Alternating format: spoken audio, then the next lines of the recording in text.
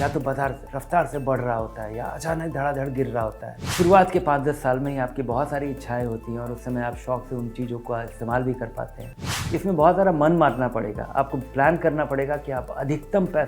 पैसा कैसे बचा सकते हैं। Hello and welcome back to निवेश का बड़ा सवाल। पिछले कुछ समय से एक वर्ड काफी चर्चा में है, अपनी एक अलग एब्रिविएशन की वजह से, FIRE, fire, financial independence and retire early. आप में से भी ज्यादातर लोगों ने शायद पहली बार सुना होगा ये। एक्चुअली ये कॉन्सेप्ट बहुत तेजी से लोगों के बीच फैल रहा है और उसकी शायद एक बड़ी वजह यह है कि लोग अर्ली रिटायर होने के हिसाब से खुद को फाइनेंशियली इंडिपेंडेंट बना लेना चाहते हैं। लेकिन क्या अर्ली रिटायरमेंट के बाद अच्छे से सस्टेन करना चैलेंजिंग है? और अगर इसे हम चैलेंजिंग नहीं बनने देना चाहते हैं तो इसका सटीक हिसाब किताब अभी से कैसे लगा लिया जाए कि रिटायरमेंट के वक्त की जरूरत क्या और कितनी होगी। तो आज इसी टॉपिक को डिटेल और आसान भाषा में समझते हैं धीरेन्द्र सर से।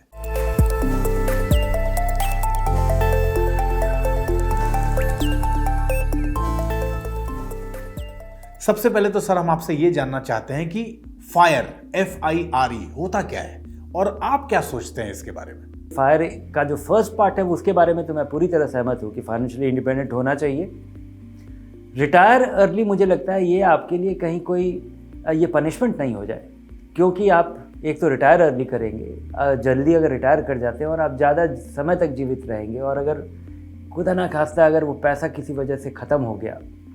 तो आपका फाइनेंशियल इंडिपेंडेंस भी ख़त्म हो सकता है। तो उसके लिए आपके पास मार्जिन ऑफ सेफ्टी बहुत होना चाहिए, मार्जिन ऑफ एरर बहुत होना चाहिए कि आपको जितनी की ज़रूरत है उससे 2 गुना, 2.5 गुना, 3 गुना पैसा अगर हो, और ताकि आप 10-15 साल ज़्यादा जीवित रह गए, या अगर कोई लंबा चौड़ा कोई खर्चा भी आ गया बीच में एक आध, तो भी आपके पूरे प्लान पे और आपके फाइनेंशियल इंडिपेंडेंस पे कोई फ़र्क नहीं पड़ेगा। अच्छा सर, आपको क्या लगता है ये फायर अचीव किया जा सकता है क्या, और किन किन चैलेंजेस को ध्यान में रख के आगे बढ़ना होगा इसको अचीव करने के लिए? इसको अचीव करने के लिए आपके रास्ते में रोज़ चैलेंज आएगा, क्योंकि जब आप इक्विटी में लगाएंगे तो इक्विटी में पैसा लगाने के बाद आपको बहुत हिम्मत चाहिए होता है, क्योंकि या रोज़ रोज़ लालच आता है, क्योंकि या तो बाजार रफ्तार से बढ़ रहा होता है या अचानक धड़ाधड़ गिर रहा होता है,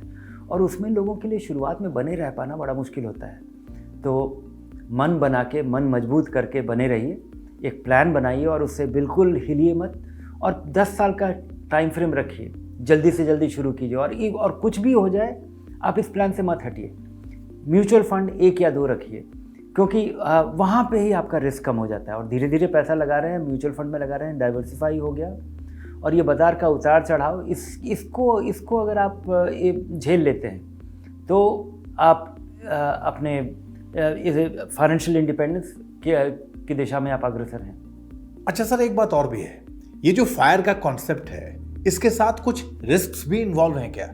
और अगर हैं तो उन रिस्क्स को कम करने के लिए क्या किया जा सकता है?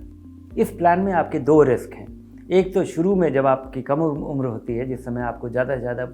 पैसा बचाने का और निवेश करने का सलाह दिया जा रहा है, उसमें उस शुरुआत के 5-10 साल में ही आपकी बहुत सारी इच्छाएं होती हैं और उस समय आप शौक से उन चीज़ों का इस्तेमाल भी कर पाते हैं। कुछ दिन पहले एक हमारे यूज़र का एक मेल आया था कि वो इन्वेस्ट करना चाहते हैं, लेकिन उनको बाइक भी खरीदने की इच्छा है, उनको स्पोर्ट्स बाइक खरीदने की इच्छा है। तो मेरी उनको सलाह यही थी कि जल्दी से जल्दी एक SIP कीजिए, लोन मत लीजिए, लेकिन ख़रीद लीजिए, क्योंकि ये इसकी ज़रूरत, ये अगर आप 50-55 साल की उम्र में आप पैसा आपके पास इकट्ठा हो जाता है, आप खरीदने में सक्षम होंगे, तब भी उस समय इसका हो सकता है उस समय तक आपकी इसकी इच्छा ना रहे, और उसको अगर इच्छा रहे, पैसा भी है अगर आपके पास, तो शायद उसका उतना आनंद नहीं रहे। तो मेरी सलाह तो एक तो ये अपॉर्चुनिटी, और दूसरा कि जब आप रिटायरमेंट के कगार पे आ जाए, जब आपको लगे कि ये पैसा काफ़ी हो गया है, तो आपको एक कंजर्वेटिव प्लान की ज़रूरत होगी कि अगले 2-3 साल में, जब आप रिटायर करने वाले हैं, 2-3 साल में जिस पैसे की ज़रूरत होगी उस पैसे को आप निकाल करके और फिक्स्ड इनकम में लगा लीजिए, ताकि बाज़ार पे निर्भरता नहीं रहे। और तीसरा चीज़ जो मुझे लगता है कि इस प्लान के लिए एक कंजर्वेटिव प्लान कीजिए, क्योंकि आपको बहुत सारे सरप्राइजेस मिलेंगे। कोई बड़ा सा खर्चा आपके रास्ते में आ सकता है और आपका सारा प्लान, आप फाइनेंशियली इंडिपेंडेंट हैं, लेकिन अगर कोई बड़ा सा अस्पताल का खर्चा आ गया, कोई हेल्थ कंडीशन की वजह से आ गया, तो आपका सारा प्लान, इसके लिए फाइन प्लानिंग की ज़रूरत नहीं है, इसके लिए ब्रॉड प्लानिंग और मार्जिन ऑफ सेफ्टी की ज़रूरत है। दूसरा कि आप, अगर आपको लगता है कि आप 75 साल तक आमतौर पे कोई जीवित रहता है, तो आप इसका प्रावधान कीजिए कि आप 90 साल तक जिएंगे या 100 साल तक जिएंगे और अच्छे हेल्थ में होंगे।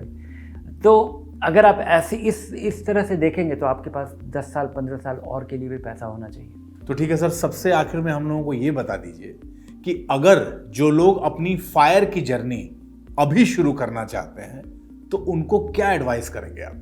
जो फायर की जर्नी अपनी शुरुआत करना चाहते हैं, ये शुरुआत बहुत ही आसान है। इसमें बहुत सारा मन मारना पड़ेगा, आपको प्लान करना पड़ेगा कि आप अधिकतर पैसा कैसे बचा सकते हैं, और उस पैसे को खर्च करने की शुरुआत के पहले आप उस पैसे को निवेश कर दें। और ये आंख बंद करके निश्चिंतता से 2-3 साल तक करिए, कोई लंबा चौड़ा प्लान करने की ज़रूरत नहीं है। तो आप ये प्लान को अगर आप 2-3 साल तक इम्प्लीमेंट कर देते हैं तो वो अपने आप में इंस्पिरेशन होगा आपके लिए कि आप उस पर फॉलो अप कर पाएंगे, उसको कंटिन्यू कर पाएंगे। धनक वैल्यू रिसर्च आपसे हमेशा ये कहता है कि अपनी इन्वेस्टमेंट्स को लेके, अपनी इन्वेस्टमेंट जर्नी को लेके मन में कोई भी सवाल हो, बेझिझक और बेधड़क धनक से पूछ लीजिए और अपने प्रश्नों के उत्तर के लिए धनक को आज और अभी सब्सक्राइब कर लीजिए।